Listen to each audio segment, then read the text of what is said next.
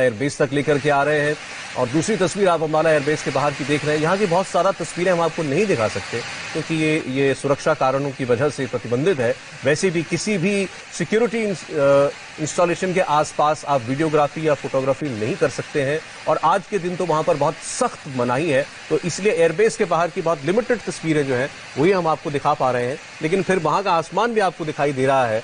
और मनीष प्रसाद लगातार वहां बता रहे थे कि हेलीकॉप्टर्स जो हैं वो उड़ रहे हैं आसमान में और सुरक्षा के लिहाज से इस वक्त अम्बाला जो है पूरे हाई अलर्ट पर है और ये जहाज अब किसी भी वक्त वहां पर लैंड करेंगे। कुछ मिनटों का वक्त इसमें अभी और लग सकता है।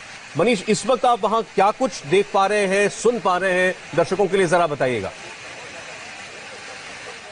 देखिए, पहले तो मैं आपको ये बता दूं कि यहाँ पर हलचल तेज हो गई है। हलचल मीडिया कर्मियों में तेज हो गई जैसे ही हमने बताना शुरू किया, तो उसके बाद और अब जो है हलचल के साथ साथ हेलीकॉप्टर्स की मैन्यूवरिंग वो तेज हो गई है। उसके अलावा जो यहाँ पर जो एडमिनिस्ट्रेशन के लोग हैं, साथ में इंडियन आर्मी की क्यूआरटी है, उसको डिप्लॉय कर दिया गया है। लेकिन ये पूरा का पूरा जो सबकी निगाहें लगी हैं वो है आकाश पर, यानी touch the sky with the glory air warriors पर। वो एयर वॉरियर्स जो कि पूरी ट्रेनिंग के साथ मेरिगनाक से अब किसी भी पल यहां पर पहुंच सकते हैं। सौरभ, ये अभी का बड़ी डिटेल है कि अब फाइटर एयरक्राफ्ट रफाल 5 की संख्या में जो tell number RB001, RB004, BS001, BS003, BS004 किसी भी वक्त अंबाला के एयरबेस पर 3 बजे से ठीक पहले लैंड करेगा और उसका इंतजार कर रहे हैं खुद air chief marshal RKS Bhadauria, साथ में वेस्टर्न एयर कमांड के हेड और सीनियर ऑफिशियल्स के साथ साथ। जैसे ही वो यहां पर लैंड करेगा अंबाला पर,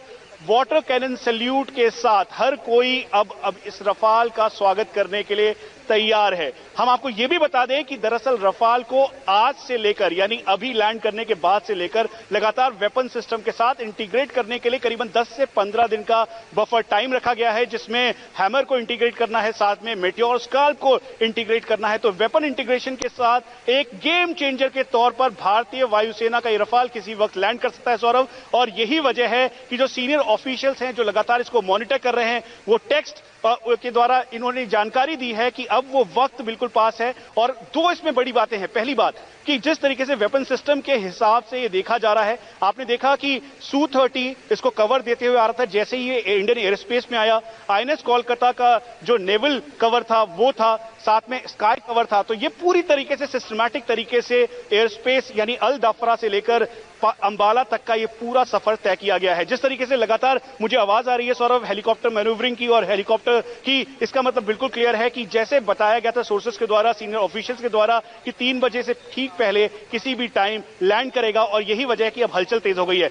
सौरभ, लगातार इस बात को भी कहा गया कि खासतौर पर सारे प्रिकॉशंस लिए गए क्योंकि कहीं से भी जो पायलट्स आ रहे हैं करीबन 7000 किलोमीटर का सफर तय करके आ रहे हैं, तो कहीं से भी कोई कॉम्प्लेक्सिटी ना हो, उनको कहीं से भी कोई दिक्कत महसूस ना हो। इसी बात से एक दिन का पूरा स्टेप ओवर दिया गया और इस बात का भी ध्यान रखा गया कि पूरे आराम से बिना किसी कॉम्प्लेक्स सिनेरियो के आराम से यहां पर तक पहुंचे। और यही वजह है कि एक दिन के स्टॉप ओवर के बाद अब किसी भी वक्त यहां पर रफाल फाइटर एयरक्राफ्ट पहुंच सकता है। हम इस समय अंबाला के एयरबेस के बाहर हैं। स्ट्रेटेजिक कारणों से हम आपको ज्यादा जानकारी नहीं दे सकते इस बेस के बारे में, लेकिन हम आपको बता दें 1965, 1971 और खासतौर पे जो अलग अलग टाइम पर यानी कारगिल युद्ध भी हुआ, तो उस दौरान बहुत ही इंपॉर्टेंट और स्ट्रेटेजिक तौर पर इस एयरबेस ने काम किया। यानी अभी भी लाइन ऑफ एक्चुअल कंट्रोल पे जो हालात है भारत चीन के तरफ, उधर भी एक बहुत ही इंपॉर्टेंट रोल प्ले यही एयरबेस कर रहा है। तो इसीलिए स्ट्रेटेजिक कारण से, क्योंकि इंटरनेशनल बॉर्डर से इसकी दूरी महज 200 किलोमीटर की है, स्क्रैम्बल टाइम जो इस समय जैगुआर्स हैं, जो बुल्स और टस्कर के नाम से जाने जाते हैं, उनका स्क्रैम्बल टाइम महज 8 मिनट का है।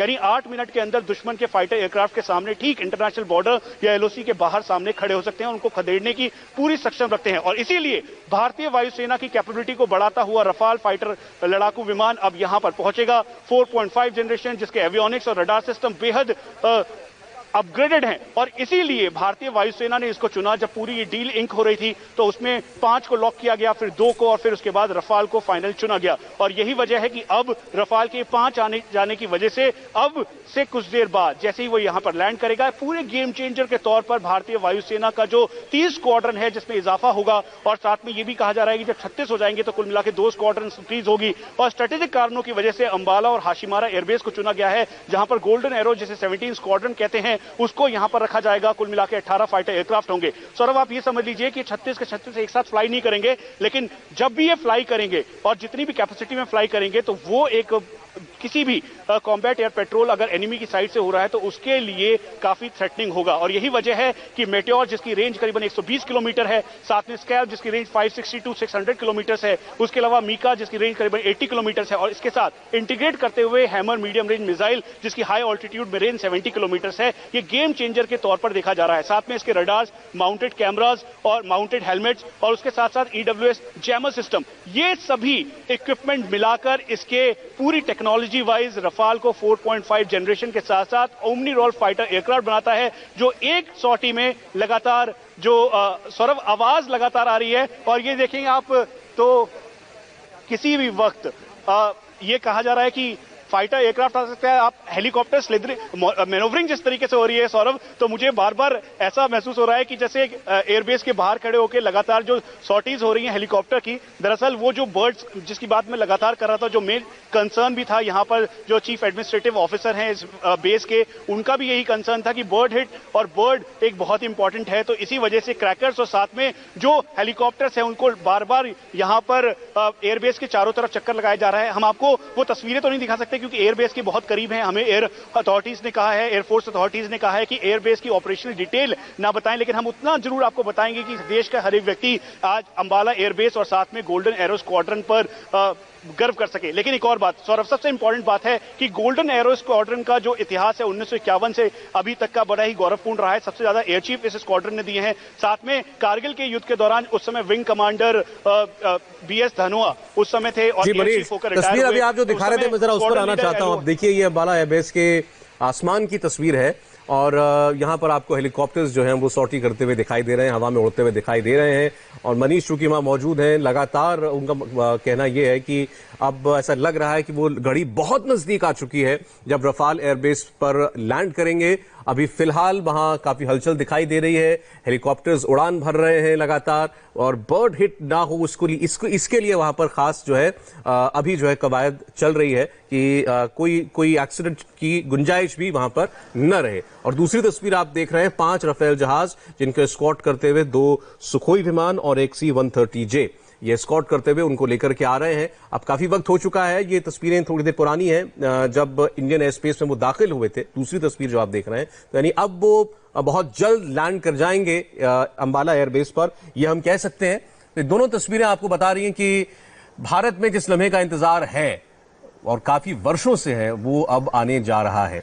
दशकों बीत चुके हैं जब भारत में एक नया विमान इंडक्ट हुआ है एक, और उसके बाद राफेल जैसा विमान भारत की वायुसेना को मिल रहा है जो कि क्षमता के लिहाज से, टेक्नोलॉजी के लिहाज से दुनिया में अद्वितीय माना जाता है। खासतौर पर आप ये तो कह ही सकते हैं कि एशिया में इस वक्त उसके मुकाबले का कोई विमान नहीं है, भारत के पड़ोसियों के पास तो बिल्कुल भी नहीं है। तो किसी भी वक्त आप अंबाला एयरबेस पर राफेल विमान लैंड करेंगे। 5 की संख्या में ये विमान पहुंचने जा रहे हैं। जो तस्वीरें दिखाई दे रही हैं एरो हेड फॉर्मेशन में चलते हुए ये 5 विमान और इनके साथ साथ दोनों ओर सुखोई और एक और C-130J विमान इनको साथ में लेकर के आ रहे हैं और किसी भी लम्हा अब ये अंबाला एयरबेस पर लैंड कर जाएंगे। फिर एक बार हम मनीष के पास चलेंगे। मनीष, अभी भी आप सुन पा रहे हैं, कुछ हेलीकॉप्टर्स उड़ते हुए देख पा रहे हैं? सौरभ, जैसा मैंने आपको समय बताया था, औपचारिक तौर पर हमें बताया गया कि 3 बजे का वो टाइम है जब रफाल यहां पर लैंड करेंगे और इसीलिए पूरी तैयारी कर ली गई है। क्योंकि लगातार सबसे major concern chief administrative officer जो इस बेस के हैं उनका ये था कि यहां पर क्योंकि रिहायशी एरिया बिल्कुल पास है तो इसीलिए जो बर्ड्स हैं उनको दूर किया जा सके। और ये आप मान लीजिए कि आप 58,000 करोड़ की जो पूरी डील है, और खासतौर पर जो एक स्क्वाड्रन गोल्डन एरो स्क्वाड्रन जो अंबाला एयरबेस पे रहेगी उसके लिए मेजर कंसर्न इस बात का भी है कि बर्ड्स यहां पे आसपास ना आए। और इसीलिए अब लगातार हेलीकॉप्टर से राउंड अबाउट पूरी चारों तरफ सर्विलांस आप कह लीजिए या फिर क्रैकर्स के जरिए जो बर्ड्स हैं उनको हटाया जा रहा है ताकि इजी लैंडिंग, आराम से लैंडिंग इस पूरे एरिया में जब रफाल आए तो आराम से कर सके। इसीलिए लगातार हेलीकॉप्टर मैनोवर कर रहा है। हेलीकॉप्टर जो है बार बार जो पूरा राउंड सर्कल में ले रहा है। और हम आपको एक बार फिर से बता दें सौरभ, एक तस्वीर जो अभी हमें कहा गया कि हम ये दिखा सकते हैं, तो आपको ये बता दें कि ये जो आप गेट देख रहे हैं ये भारतीय वायुसेना और जो भारतीय सेना की स्ट्राइक कोर है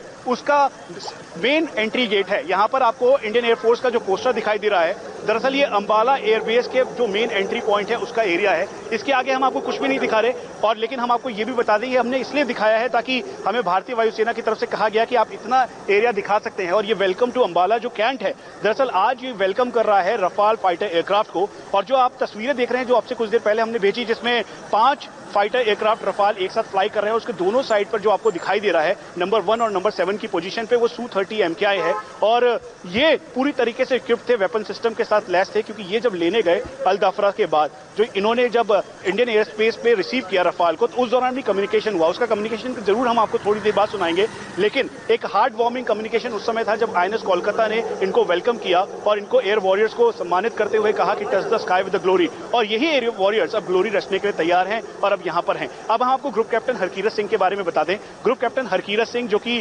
MiG-21 फाइटर हैं, और उसके बाद सौरभ, अब किसी भी वक्त जो लगातार जैसी आवाजें आ रही हैं सौरभ, ये दिल की धड़कनें भी बढ़ाता है, और बीइंग अ डिफेंस रिपोर्टर ये भी समझाता है कि सबके लिए गौरवशाली मौका है, क्योंकि हेलीकॉप्टर बार बार मूव कर रहा है तो उससे आवाज ऐसी आ रही है, क्योंकि हमें बताया कि नॉर्दर्न साइड से वो एंड करेगा, तो इसीलिए नजर मेरी उसी साइड पर है, और जैसी ही आवाज आती है तो लगता है कि बिल्कुल पास में वो मूव कर रहा है। रफाल को मैंने 2017 में भी यालांका एयरबेस पर देखा था, उस दौरान जब ये यहाँ पर आया था। उससे पहले भी जब ये vice chief air marshal Anil Khosla ने जब सॉटी की थी, तो उस दौरान भी मैंने इसको बहुत करीब से देखा था।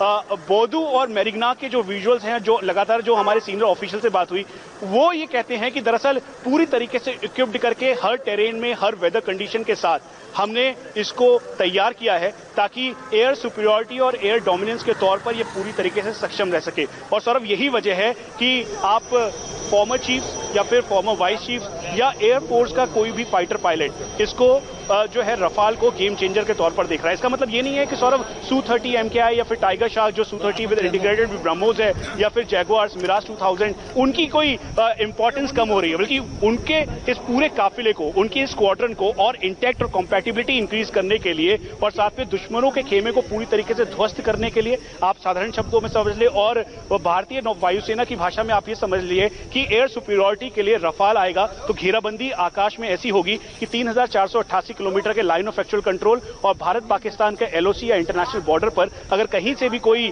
कॉम्बैट एयर पेट्रोल कर पाकिस्तान मिसएडवेंचर करता है अपने JF-17 या फिर मिराजेस के जरिए, या फिर अपने F-16 के जरिए, या फिर चाइनीज जिस तरीके से कॉम्बैट एयर पेट्रोल कर रहे थे जिसमें भारतीय वायुसेना Su-30 को खदेड़ा, लेकिन अब उनको खतरा सबसे ज्यादा रफाल से है। और क्योंकि उनको पता है कि हाई ऑल्टीट्यूड वॉरफेयर में जिसमें एवियोनिक्स और साथ में एंटी जैमर सिस्टम लगा है, वो पूरी तरीके से J-20 और J-35 को खदेड़ने के लिए काफी है। तो यही वजह है कि अब वो घड़ी आ गई है जब गोल्डन एरो स्क्वाड्रन में अब वेलकम करने के लिए पूरी तरीके से स्क्वाड्रन तैयार है। हम आपको ये भी बता दें कि ग्रुप कैप्टन हरकीरत सिंह के साथ जो विंग कमांडर अभिषेक त्रिपाठी हैं, दरअसल वो खुद एक बहुत ही एज फाइटर पायलट के तौर पर जाने जाते हैं, और जब वो ट्रेनिंग के लिए जा रहे थे मेरिग्नाक और बोर्दू, उस समय भी मुझे ध्यान है कि वो लगातार इस बात को कहते थे कि जो भारतीय वायुसेना की सिखलाई है being a fighter pilot, air marshal दियो हैं, वो भी इस बात से सहमत होंगे कि दरअसल हर एक एयर वॉरियर को ये बिल्कुल पता है कि पूरे एक टीम मैकेनिज्म के साथ उसको आगे बढ़ना है, और उसके बाद जो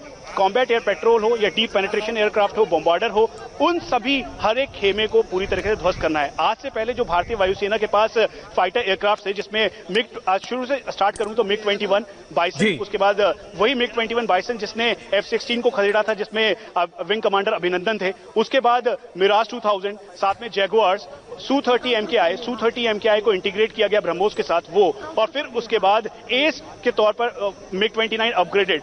MiG-29 अपग्रेडेड के बाद 30 साल के बाद ये पहला मौका था जब रफाल लड़ाकू विमान भारतीय वायुसेना के इस स्क्वाड्रन के बेड़े में शामिल हुआ, और अब स्ट्रेटेजिक तौर पर इससे हर एक जो वायुसेना है बहुत मॉनिटर कर रही है। और बाकी में एक बार फिर से जरा मैं तस्वीरों पर जाना चाहता हूं मनीष, फिर आपके पास लौटेंगे तो आप फिर से आपको दिखा दें तस्वीर। ये एक लाइव तस्वीर है, एक थोड़ी देर पहले की तस्वीर है। इस वक्त अंबाला के आसमान में हेलीकॉप्टर उड़ते हुए आपको दिखाई दे रहे हैं, जिसके बारे में मनीष बार बार ये कह रहे हैं कि वहां पर पूरी तरीके से चौकसी बरती जा रही है। यहां तक भी ध्यान दिया जा रहा है कि आसमान में इस वक्त पक्षी ज्यादा न हो, ताकि उससे जब वो लैंड करेंगे विमान तो कोई खतरा ना हो। और दूसरी